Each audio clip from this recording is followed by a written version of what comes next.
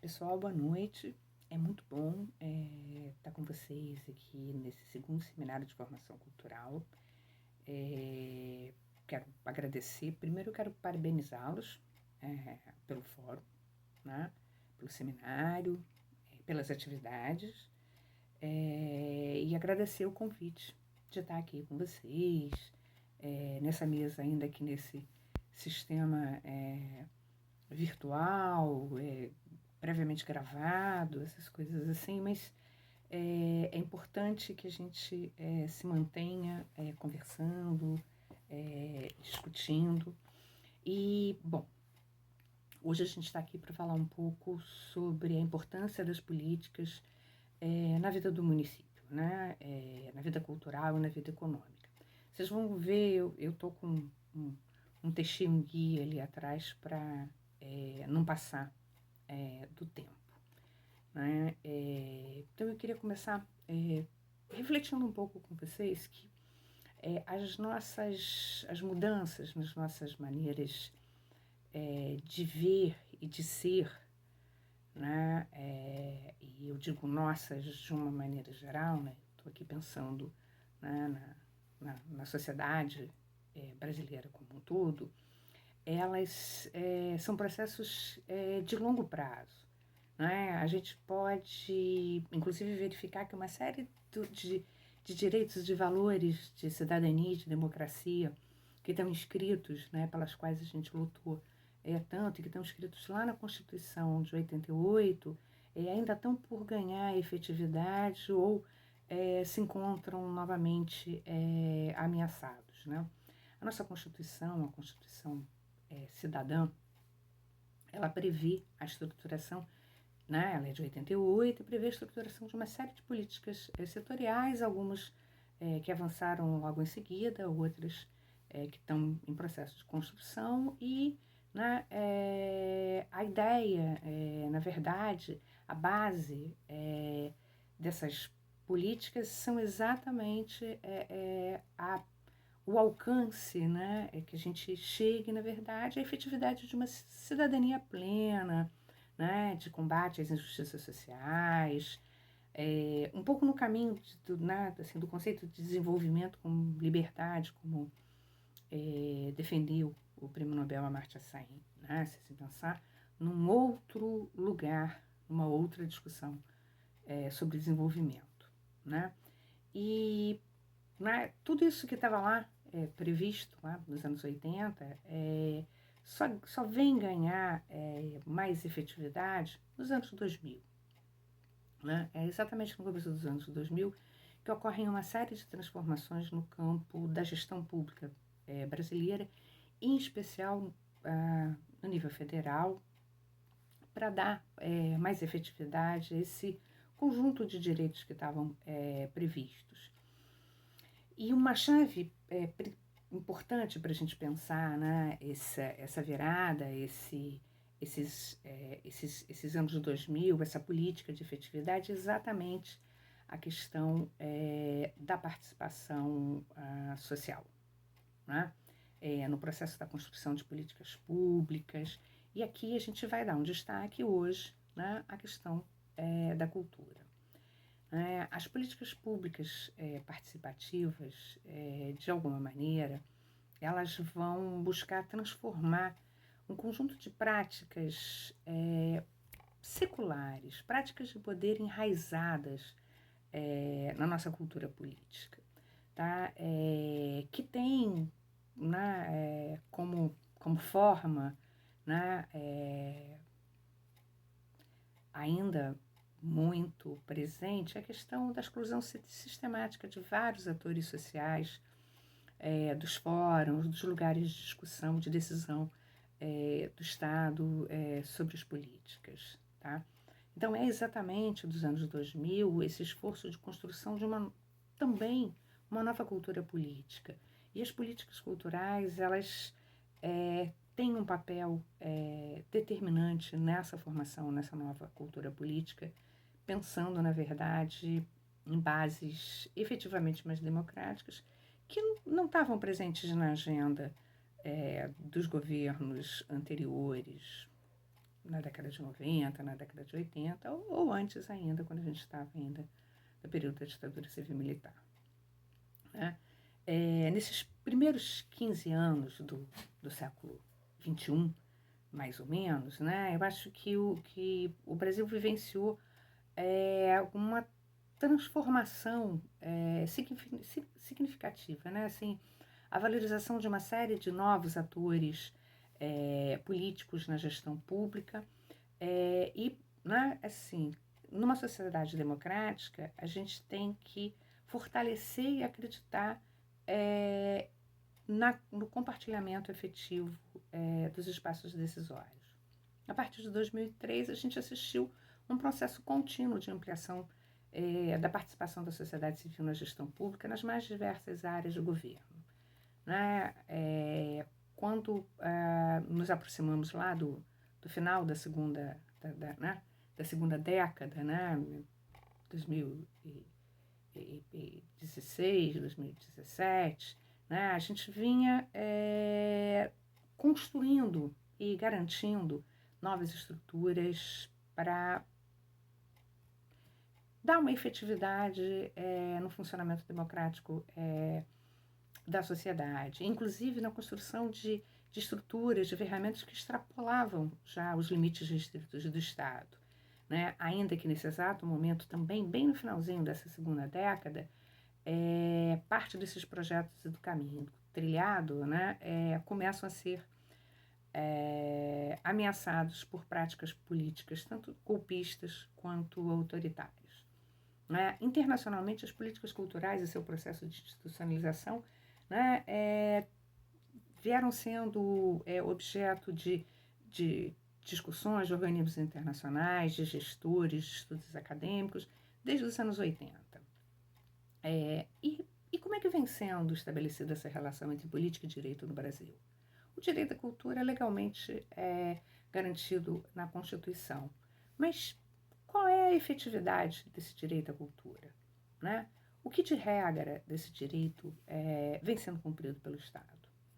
Cultura é um campo de definição complexa e considerado ainda por muitos como um campo que deve estar alheio ao da gestão pública.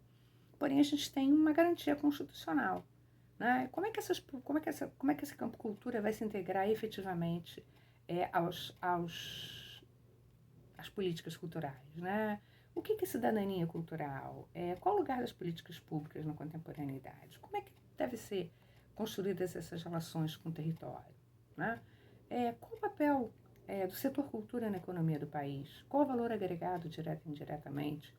Como é que a gente pode, por exemplo, a gente pode citar, né, como exemplo, o setor, a potência, o setor turístico, né, como um gerador de recursos. Só que parte significativa dessa potência está alicerçada nos fazeres, nas práticas e nos eventos culturais. Mas esses valores não surgem na conta da cultura. Né? E esses valores, eles retornam para a área, para aqueles que produzem a cultura, ou eles ficam num lugar chamado turismo? Né? O que é o turismo, esse turismo sem cultura? Né? Enfim, essa é um pouco das questões que eu quero colocar para que vocês pensem. Né? E a gente está falando do lugar, do território, do município. Né? A Constituição de 88 também deu autonomia para os municípios e transformou o município num lugar estratégico. E quando a gente pensa na questão da cultura, ele é um lugar estratégico e privilegiado para a efetivação de ações, de projetos, de programas e de políticas. Nas cidades, nas localidades, nos territórios, que os cidadãos realizam grande parte das suas políticas e práticas culturais cotidianas. Esses são espaços de convivência nos quais a gente pode verificar a dinâmica cultural intensa. Né? E o campo da cultura aqui a gente está trabalhando, e é importante que a gente reforce e diga, não restrito ao campo das linguagens artísticas ou das práticas consagradas e reconhecidas, mas a gente está trabalhando aqui com um conceito de cultura abrangente que diz respeito às linguagens, mas também diz respeito a um conjunto de formas de ser e de estar no mundo. A gente não pode perder de vista que o Brasil tem um grau bem grande de desigualdade no que tange ao investimento municipal em cultura. Entretanto, quando a gente visita os estudos do IBGE, a gente verifica que o percentual que corresponde aos municípios é bastante significativo e a gente pode fazer isso crescer. Existe um largo debate sobre as tensões e contradições entre políticas, regulação social, emancipação social, e sobre a capacidade do Estado de assegurar essa multiplicidade de direitos ou conter ações que gerem esses direitos quando eles se mantêm operando com conceitos limitadores e padronizadores das diferenças, né?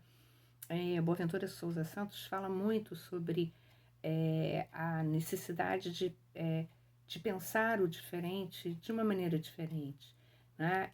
De fomentar sociabilidades e convivialidades entre as diferentes identidades culturais, fazer com que elas tenham um sentimento de pertença comum, mas que se tenha que se reconheça as especificidades e as necessidades de cada grupo, né? As reflexões do Boaventura nos chamam a atenção que a gente precisa ter cuidado quando a gente pensa nas políticas culturais, que a gente precisa buscar evitar uma naturalização da existência e dos efeitos das políticas em si mesmas. Elas têm que fazer sentido no território, elas têm que dialogar com as realidades e nas realidades e para as realidades nas quais elas estão sendo construídas e inseridas, e por isso elas precisam ser construídas num processo intenso de participação e de avaliação constante. Né?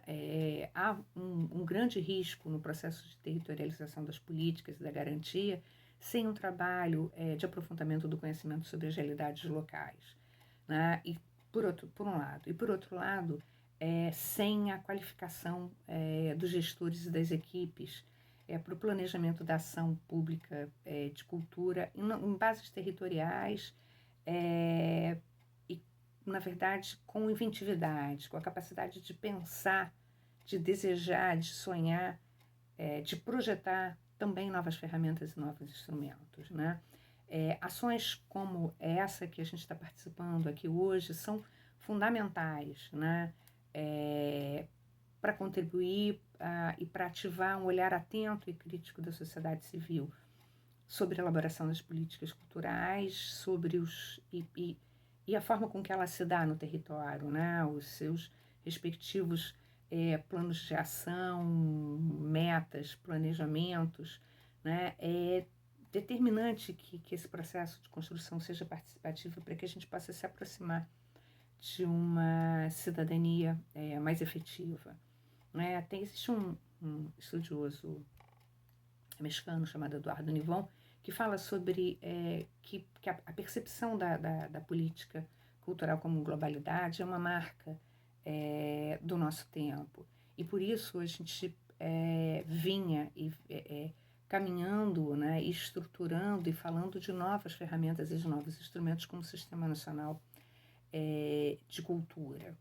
Né? É preciso pensar essas ações num campo mais sistêmico. Né? Os esforços de efetivar o funcionamento do sistema ainda seguem numa fase embrionária. Né? E claro, né, com todos os obstáculos impostos pelo governo federal a partir de 2016. Mas ele também é um sistema muito novo. Né? O campo da cultura como um campo de política pública, efetiva, com ferramentas, instrumentos e institucionalidade, também é novo. Né?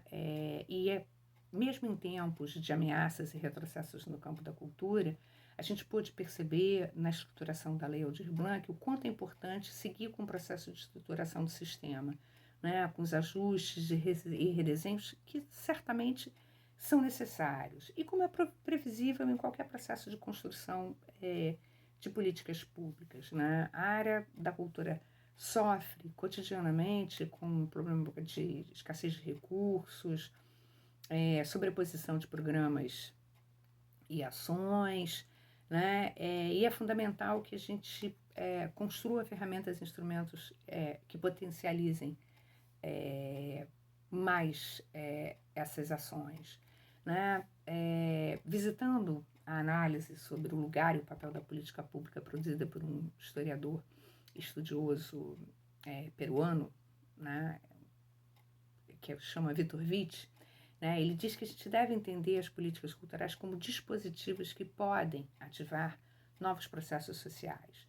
E em uma conjuntura como a que a gente vive, de despolitização das ações cotidianas e espetacularização das formas de vida. Né? Vitor Witt diz que a cultura é um lugar onde uma nova hegemonia pode ser construída, né? Que a gente pode transformar normas, hábitos que nos constituem como direito. Lá, na ligação com aquilo que eu falei do longo tempo, das formas de ser e de olhar, né? Os questionamentos de Witt tratam, de alguma maneira, da mesma ordem de coisas que foram colocadas, por exemplo, por Marilena Chaui quando foi secretária de Cultura em São Paulo, né, nos anos 80. Né? Ambos reforçam, nos lembram que as elites latino-americanas, mesmo no retorno aos regimes democráticos, mantiveram os nossos países com imensas desigualdades, né? Com níveis profundos de desigualdade. Muitos dos governos controlados por essa elite continuaram a tentar domesticar os imaginários, as formas de ser, usando muitas vezes os meios de comunicação de massa ou mesmo lançando mão de meios repressivos quando a situação parecia lhes fugir de controle. Né? O que significa que a gente precisa continuar a trabalhar efetivamente as políticas culturais,